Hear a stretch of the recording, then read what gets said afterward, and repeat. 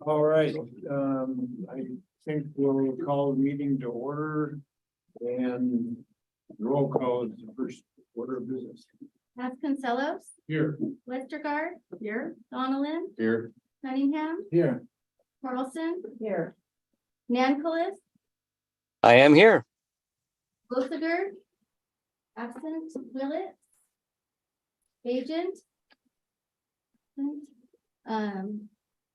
We have a quorum. Thank you.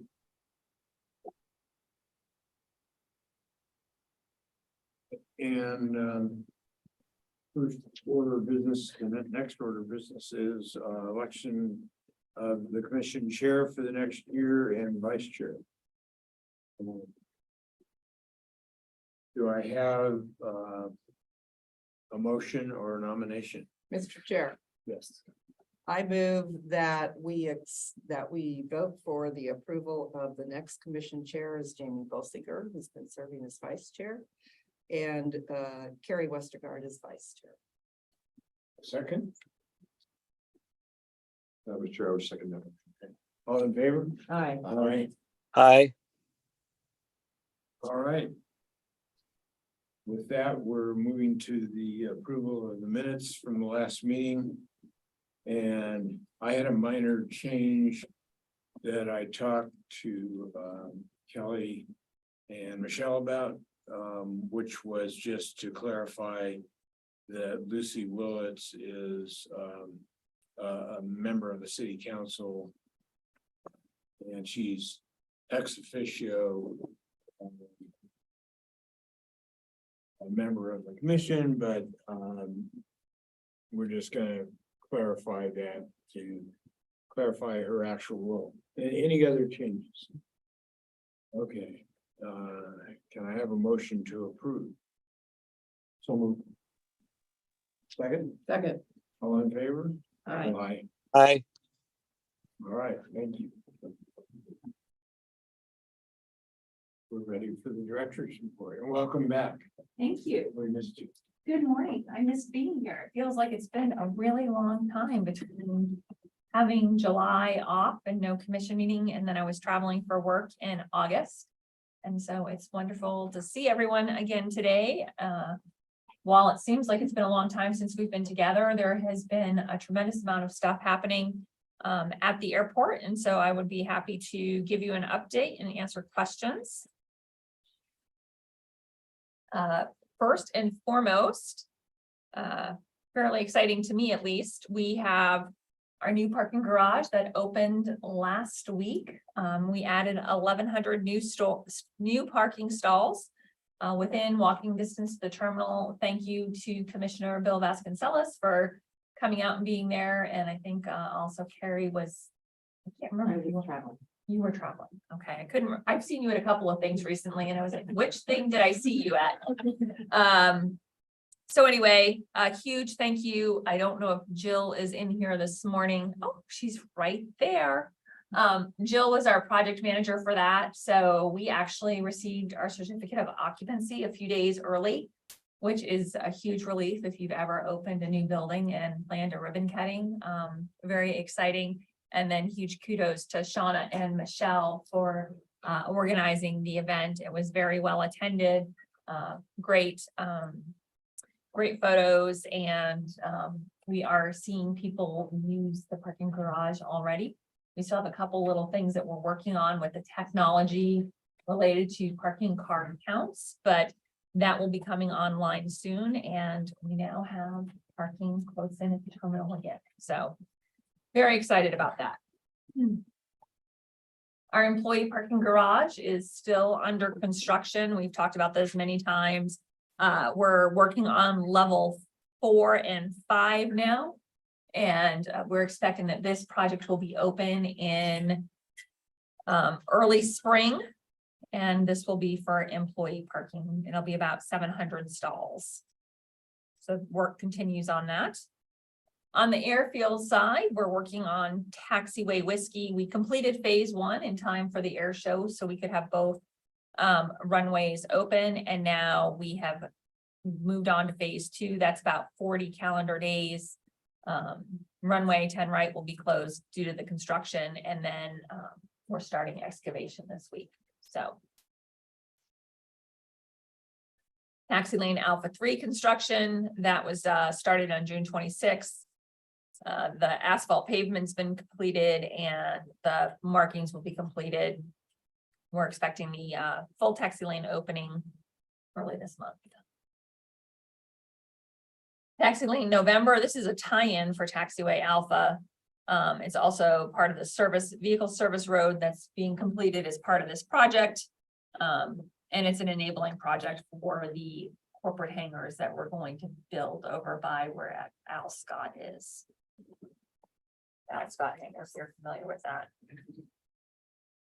And then on the southeast side, over by Idaho Department of Transportation, we are building a new access road that will go around that entire taxi lane. So that way in the future, we can build more corporate hangars over in that area. So that continues. Harvard Street closure, this is a project that we've been working on with the Guard. They are wanting to preserve some of that property over there and block it off for security purposes. We've talked to the commission about this before because it impacts Ed Stimson Way. And we are relocating the Ed Stimson Memorial, and we did get airport commission on where that should be located.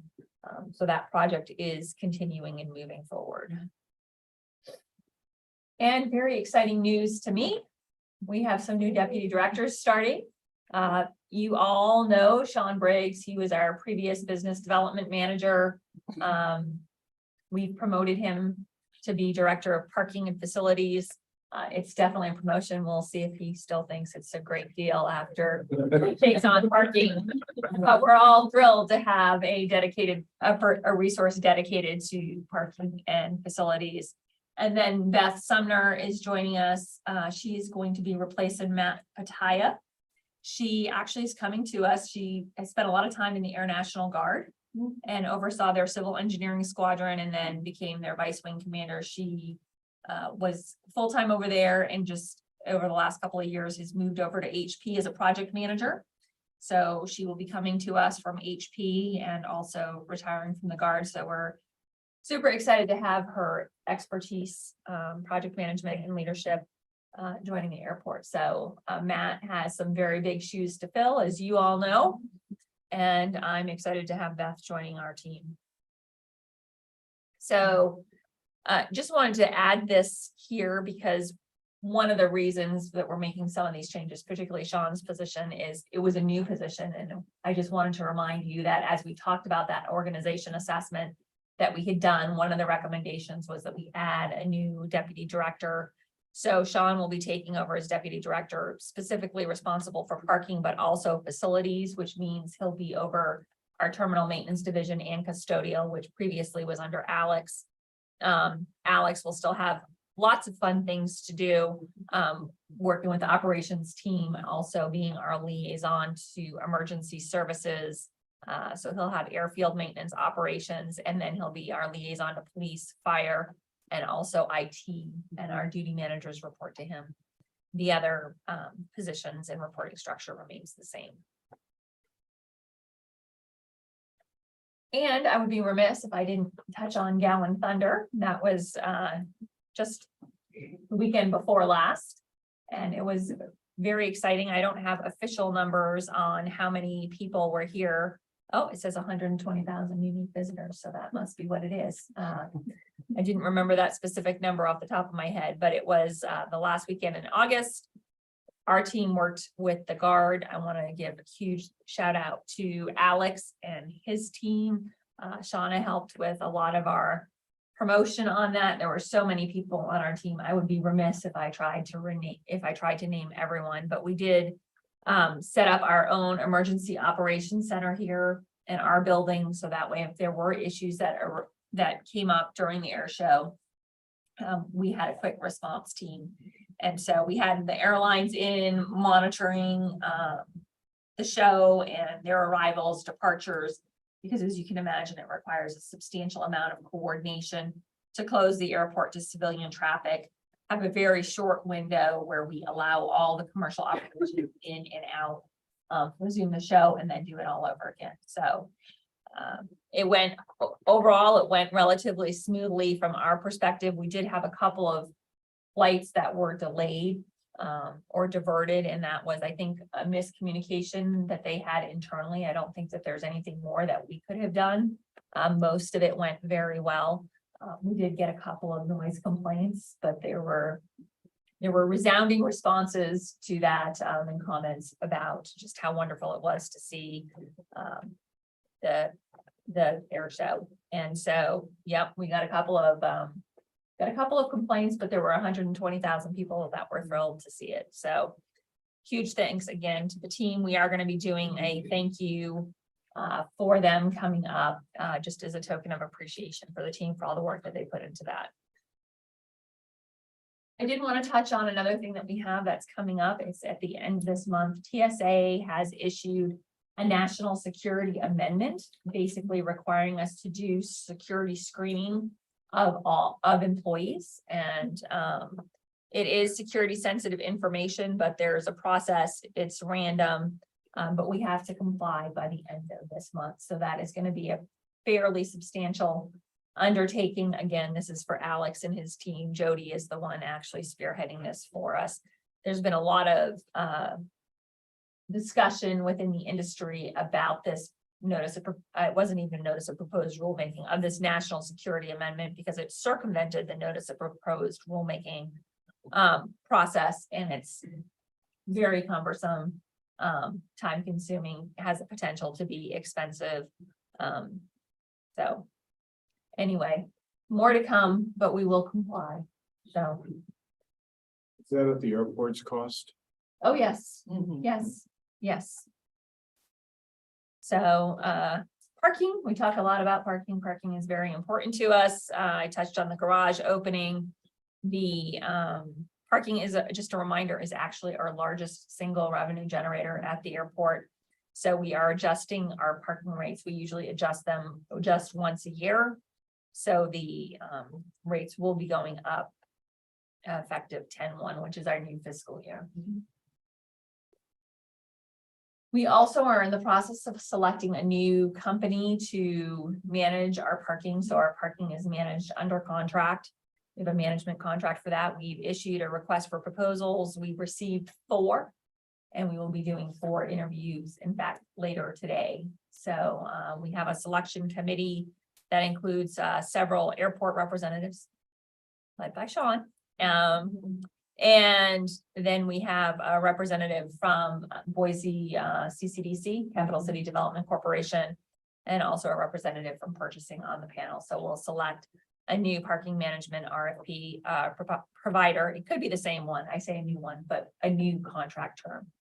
So more to come on that. If you've flown through the airport, you know that it has been busy. July was up. We were only up 2%, but I would note that our capacity was down. So we had fewer seats available, but still more passengers. So planes were more full. And last July was an all-time record. This 2% represents about, I think, a little over 10,000 passengers. So percentage-wise, it's relatively small. Number of passengers is still fairly substantial.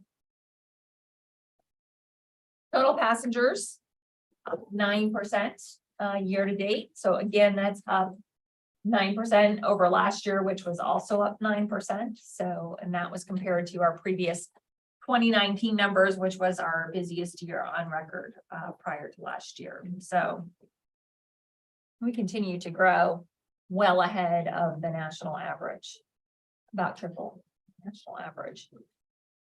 So operating revenue, I will not read this to you, but you can read it. I do have just a couple of notes on it. Our landing fees are up substantially, and that is primarily because, and our terminal rents, that's up because of the new contract that we negotiated with the airlines for our airline use and lease agreement. It's changed the way that we calculate those, and so that is up. And then in the concessions, the reason that is down is there was a pass through for the CARES Act funding. So I would say overall revenue was up, but it was offset by a grant funding that we received during COVID. Mr. Chair. Rebecca, the increase in employee parking permits, is that based on increased headcount or some other issue? It's probably both. It's increased headcount, but also we did adjust the parking rate for employees. So. So on the expense side, there's some changes. Personnel, again, is because we have reduced the number of vacancies that we're seeing, and also we have added some new positions. The parking management is due to timing of payments, as well as the increase in shuttle usage that we've talked about and the increase in the credit card payments. The structural and engineering increase is due to a number of repairs, and I have some notes here. One was the replacement of some water heaters, some improvements at the ARF, the Aircraft Rescue and Firefighting burn training pit that we have. And then we've replaced some countertops and changing stations in our restrooms, and just a variety of other things. And then the power change is due to a power cost adjustment increase in our utilities that went into effect in June. So again, nothing particularly unusual or alarming there. And that concludes my report. I'd be happy to stand for questions. Mr. Chairman. Rebecca, congratulations first to Sean and Beth. I'm gonna have to get used to not going to you for all the things, right? But so my question is, and it's probably just who's covering business development now that Sean?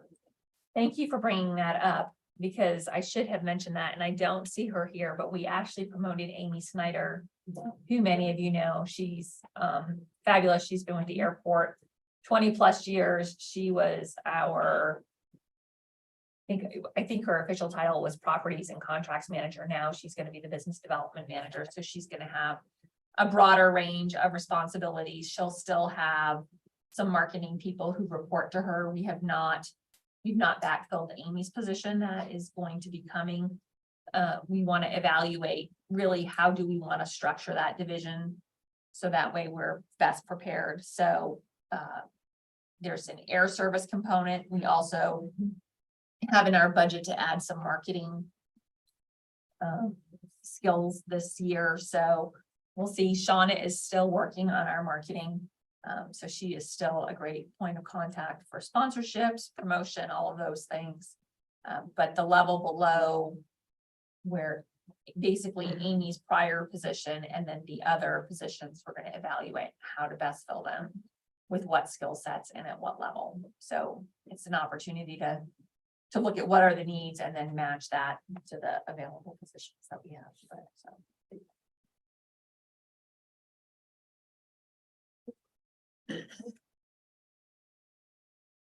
Okay, thank you.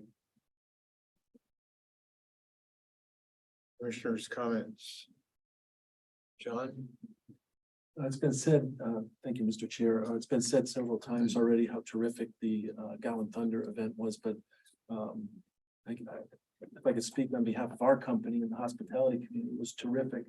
A terrific addition to the vibrancy of this community.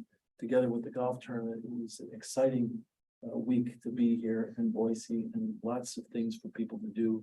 I realize there's some that don't like the activity, and you're going to get some complaints, but our company was a benefactor, so I want to thank the entire airport team and the general for taking it on, and it was a terrific event. I've heard nothing but great things. So, thank you. General? Yeah, well, I think we'll probably all talk about it. We're going to talk more about it in the future as soon as we kind of recover from all of it. But a huge shout out to our brothers and sisters on the airport team. Does not work without this relationship. Doing hard things is stressful, but stressful things make us better. I like to use the gym analogy. When you go to the gym, you lift weights and you strain your muscles, you do that so they grow and you get stronger. And truly, I think that's the result of this afterwards, that we get stronger. But we look forward to going back into our relative anonymity on the other side of the airport. Very low footprint, but we're excited, and I appreciate the good opportunity and the partnership that we have with both the airport and the city. America doesn't really know what their military does. And this is the only way to show them, is we have to see it and maybe at times put their hands on it. Because the American taxpayer has a right to know what they're paying for. But if we don't do these things, they won't know. And when they don't know, they wonder what they're paying for. So thank you all for that opportunity to remind America what air power truly looks like. Are you looking at a future date to have another one of these in Boise? Every 4 years. You know what to do. Idaho will have an air show if Mountain Home can do it every 2 years. So what we're trying to do is rotate Mountain Home. So they do one every 4 years. We do every 4 years. Go on an off cycle. But every 2 years, Idaho will have an air show. So the next one will be in Mountain Home, hopefully in 2025. And then ours will be in 2027. As long as Rebecca doesn't stick a knife in my neck. But thank you. That's a tough one to follow. I would say, again, congrats to everyone for the Gowan Air Show. That was a fabulous event. As you know, I mentioned at the last meeting that we also support the Boise Albertsons Open, and to this day, we haven't heard anything but positive, you know, from the community and from both. So thanks for working together on that with scheduling and just general communication is really important. So, and also congrats to your new promotions and hires. I know Beth as well through Leadership Boise through the years, and she's a great candidate and person. I can't wait to work with her more in that capacity, but congrats. I know that was a big position to fill. Thank you, Mr. Chair. I want to add my congratulations as well. So I think it's awesome, Rebecca, that you're moving forward on the organizational redesign to help with your span of control and get strong leaders in each of those roles. So kudos to you for that. Sean, we're very pleased for you. We've known you for a while. And Amy, I'm tickled because yes, we've known Amy for a very long time. So it's great when the airport can promote from within and create those development opportunities so they don't have to leave. That's what we like. I didn't travel in August. It was so lovely. Such a nice break. And survived 100 degrees plus for 10 days, which seems to be our new pattern around here. So it's a pleasure to be here with you all today. Well, we had a very exciting 2 weeks or so. My wife and I were scheduled to fly out of Boise on Friday, the day they were having the rehearsals for the air show, and I was getting mixed messages about whether flights would be on time, and I was a little worried because we were flying from Boise to Seattle, Seattle to Heathrow, London, and if we missed that connection, a whole bunch of dominoes fell. But everything went smoothly. There were some interesting aerobatics going on by way of rehearsals as we were sitting on the at the gate, ready to take off. But everything went smoothly flying there, and we went on Delta connection to Seattle and Virgin Atlantic from Seattle to London. That's the first time we've ever taken them. Their service on the flight was very good. The pre-flight discussion about whether they had made plans for the rehearsals, that wasn't very satisfying, but anyway, that everything went smoothly. I do have a couple questions for you or Jill on the parking garage, which we used. And first of all, I noticed it this morning. I parked in there again. When you get to the entrance, there's one sign that says additional parking. And I wonder if we should have something that says long-term parking east garage or something like that, because I don't know. My wife said, "What's that mean?" You know, additional parking. So it's not very descriptive. So that would be one suggestion. And then the other question I have is, so we got our bags when we returned, And the only way we could figure it out to get to the east garage was to take the elevator back up to the second level and go across. And, you know, I kind of knew that, but I don't know if other people would know that. Is there any other way? Is there something I'm missing, or is that? Because of the location of the garage, it crosses right in front of the exit plaza there. So there's no exit from the first floor other than emergency exit to get back to the terminal. And it is signed there on that lower level that you can't cross there and on those doors. But all of it goes upstairs through the crosswalk. And again, it's a traffic safety issue. So, yes, and we'll take the comment about the parking. I think the additional parking sign is there only because of all of the fencing. So people understand that that actually is open. We do have the big overhead signs, which hopefully you all notice coming in. I think they look great. And when we get the parking count figured out, I think we'll be able to put the parking count stalls available there on those signs instead of just saying open. So I think we'll have better clarity moving forward. It's just, it's not quite perfect yet, but we're working on it. Okay, thank you. Thank you. It's time for questions from the Chair, this is Okay, Oh, and we also have Commissioner sorry, Nancolis on the Yes. online. I skipped something, new business. Garrett, no, you skipped Garrett. Well, we skipped Commissioner Nancolis if he has any comments, and then we have new business. Okay. Garrett? Thank you, and I do apologize. I left the house at 7:30 this morning and made it as far as Meridian, so the traffic was awful, and I'm joining you from the car. So I just pulled off the freeway, and so I apologize. Hey, thank you to everyone that participated and made the air show possible. I wish I could have been there.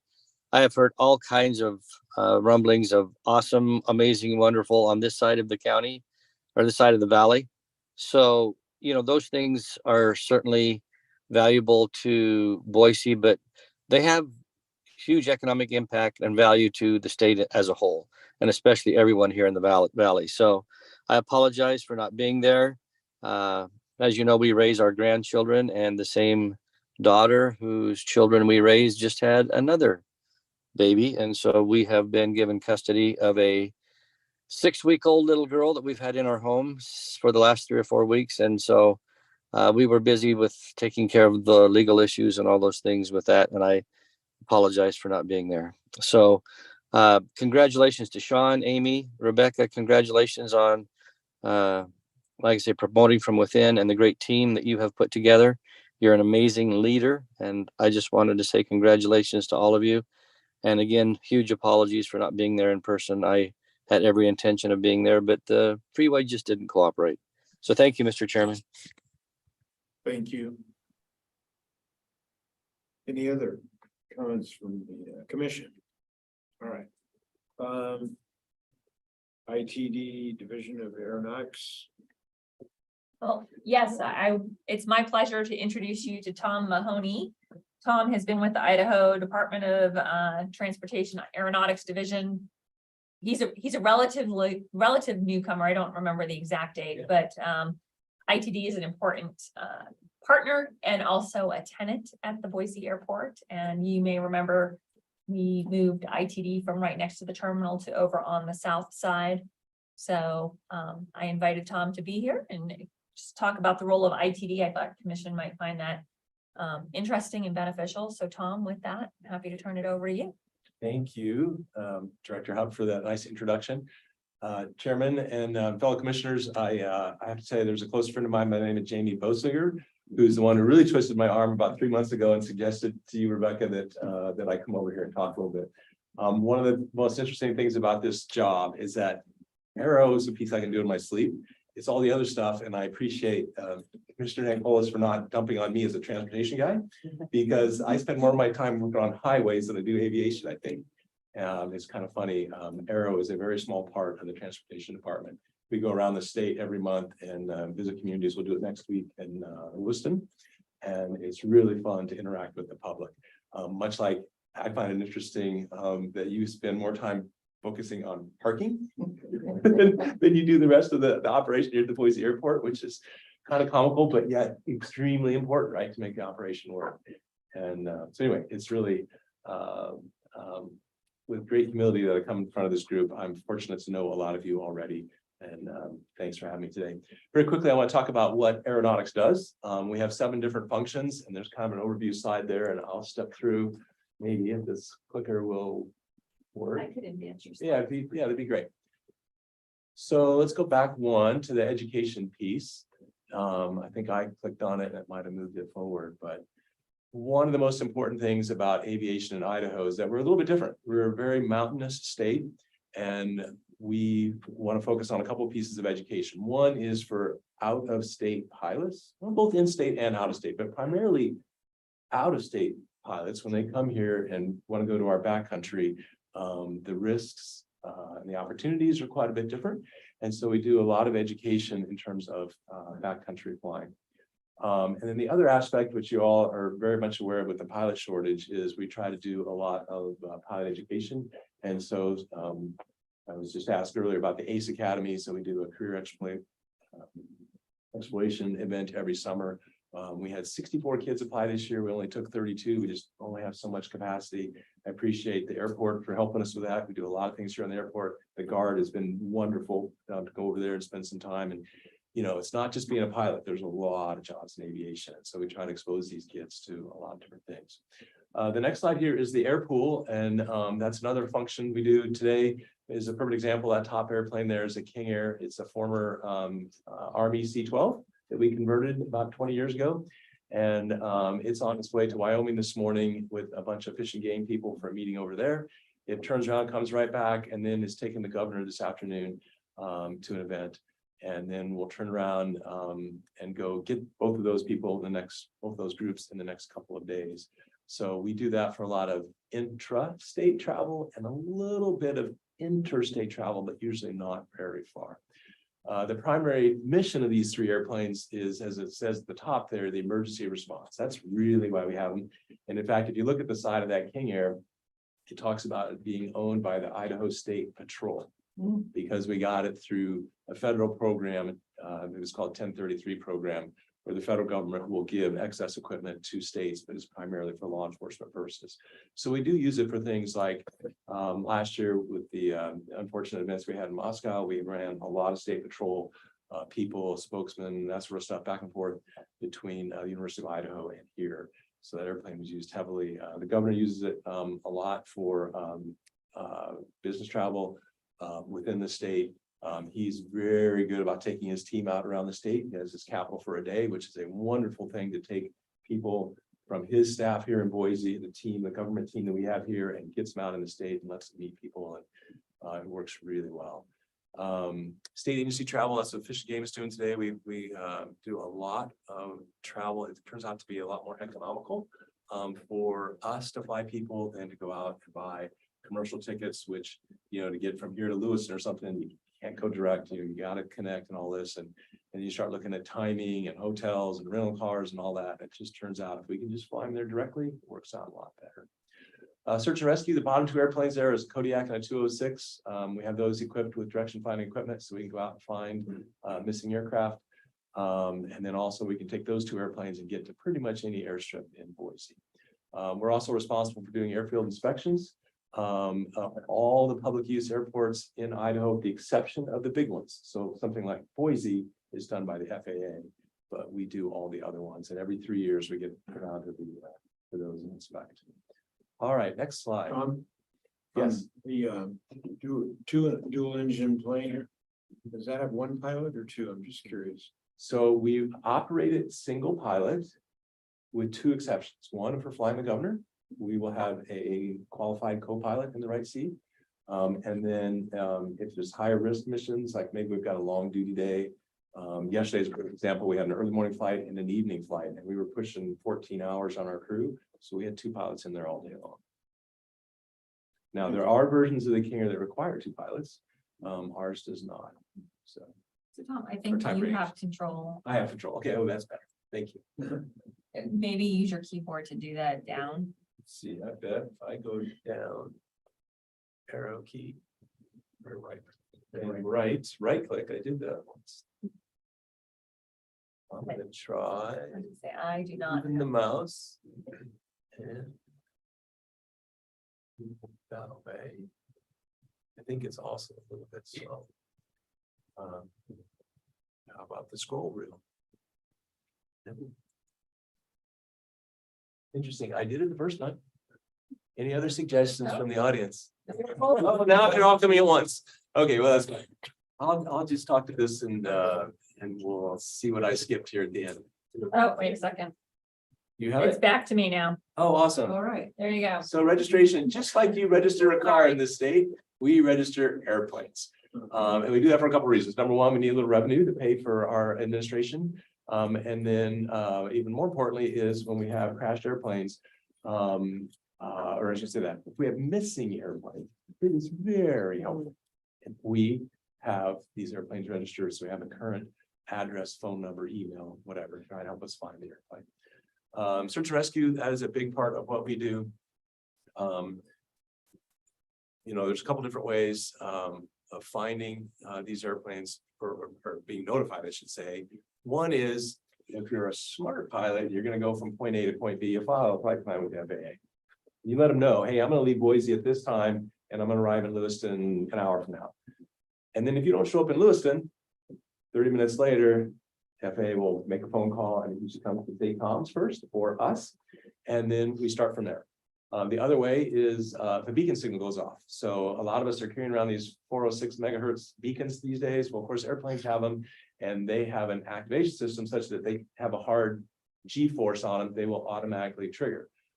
Well, that happens. And then of course, satellites overhead will pick up the newer beacons anyway.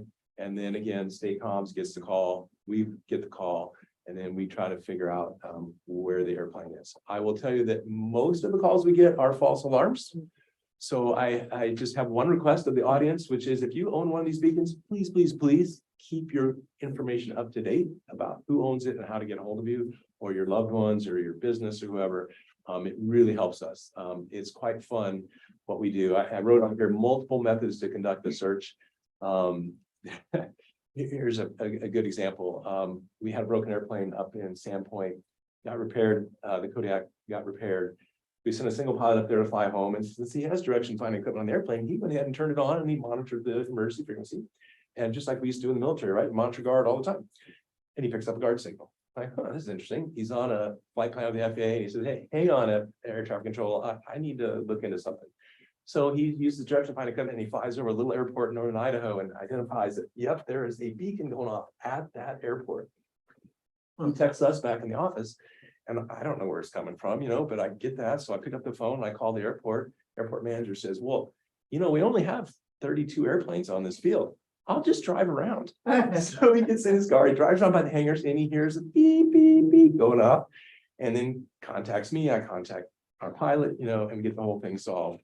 And it's just funny how different ways. The other day we had one guy flying over Mountain Home Air Force Base. Not talking to the air traffic controllers down there, but he's got an overdue flight plan, but we're tracking. We can see him through what we call ADSB. So we know he's in the air, but nobody's talking to him. So we pull our 206 out of the hangar, we turn the radio on and we call him from the ramp in Boise to this guy over Mountain Home and says, hey, you're on an overdue flight plan. He's like, oh, thank you very much. It's just funny, all the different ways we go about trying to find these airplanes and get the flight plans closed. We actually have backcountry cameras and stuff as well, where we'll keep an eye on and see if there's actually an airplane parked in a place, or we have caretakers. We'll call a caretaker. Hey, can you go out and walk around and see if this airplane is there? And I would say the vast majority of the time they are there and people just haven't communicated. So anyway, if there is in fact an accident, and this does happen, sadly, a few times a year, we will work very closely with local folks, and that's primarily the county sheriffs who are responsible. State, the guard obviously is very important to us, and then federal agencies as well. All right, next slide. Airport planning and development. It's no surprise to you at this airport with all the business we have going on, how important aviation is to our community. In the upper left there, every 10 years, the state does a study about the economics of aviation, and that's it for the state. It's hard to believe that there's 33,000 jobs associated with aviation, but there are 1.3 billion in salaries. which leads to a GDP of about 2.4 billion. And then if you do all the ripple down effects of everything, it comes out to almost $5 billion. So a very significant part of the economy of our state is involving aviation. Our role in that is in the upper right there, financial aid for public use airports. The state does provide some money, and the primary thing that the state does is we do matching funds. Most airport development is paid for by the FAA with federal funds. Big airports like Boise, we don't help too much. Our dollars are pretty small, but in terms of smaller communities, they might get a grant, let's say for $1 million, but then they have to come up with $100,000 match, 10% match, and that's a lot for a small community. So usually we come in and the state anyway pays for half of that. And then that makes it an easier lift for them. And then occasionally we have state funded projects where we do all the funding. The other thing we do, and I've got a couple folks from Jacobs right behind me here, this tech support airport master plans. Associated with that is capital improvement plans. That ties right in with what highways does. That's a very important part of our operation, is actually building airports and helping.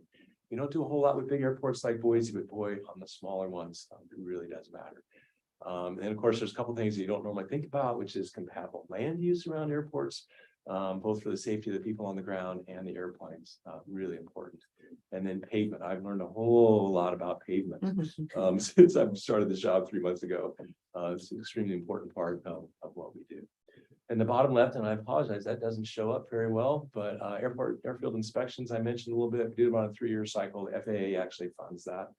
And then on the bottom right, we have a small supply program where we help out the airports and make sure they have the right equipment for their airports. Thank you. State operated airports. So there's roughly 130 public use airports, a bunch more private. But of those, 32 are operated and managed by the Division of Aeronautics. And so that one right there is a very popular one called Fleet Creek.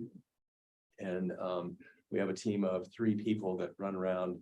They spend most of their summer on the road, basically taking care of these runways, these airports. For instance, that one has a big irrigation project that we're working on right now with the Forest Service. Try to work closely with our federal partners. That's pretty much it. You can go, uncrewed, awesome. UAS, this is a new part of my job.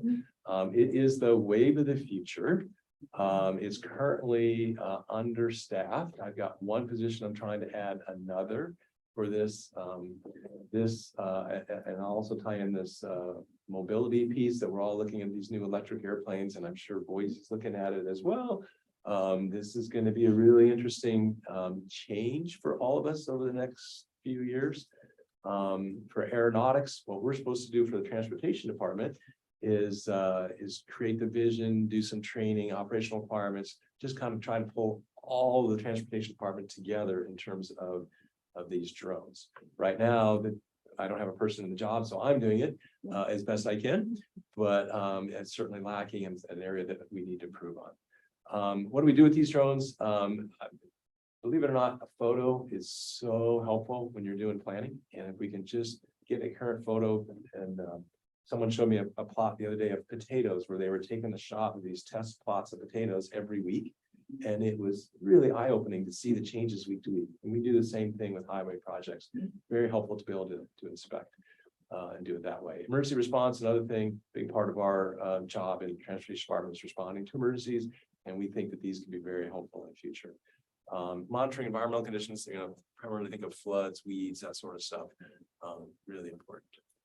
All right, next slide is the questions. There's another one of our airfield, Smith Prairie, just about 40 miles east of Boise, the Kodiak sitting there. That one, we might remember from the Garb, used to land C-130s out there back in the day.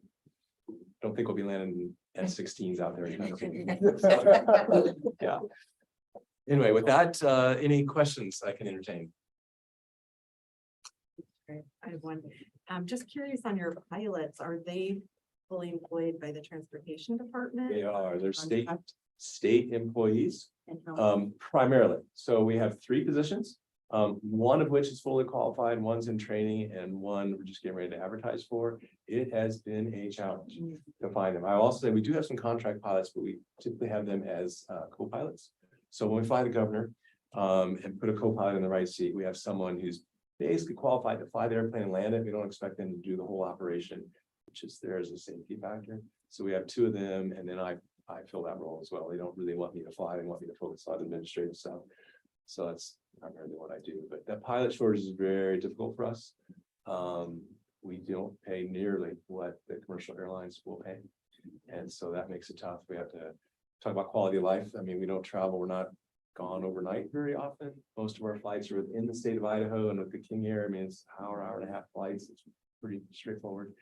And then the variety flying, we try to appeal to them. And you get the backcountry flying as well as hard IFR street flying. It's pretty fun to fly those different airplanes. Yeah.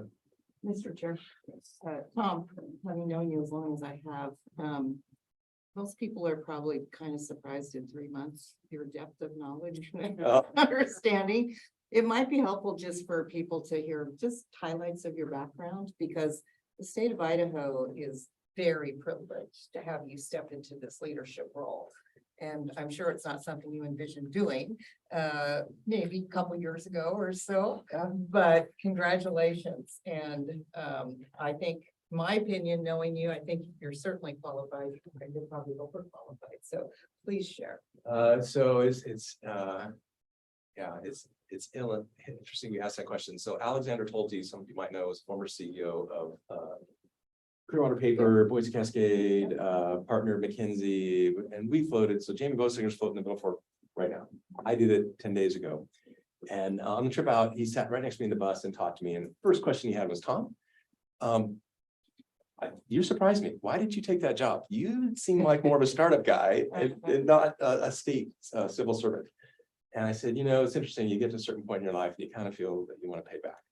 And so that's kind of where I'm at. So my background, very quickly, I went to the Air Force Academy. I unfortunately had poor vision and couldn't be a pilot, an Air Force pilot, but I picked all that up on the side. And so I wound up being a Wizzo. So back in the day when we had F4s here, the guy in the back seat, I flew F-111s, which were Mountain Home. I flew EF-111s.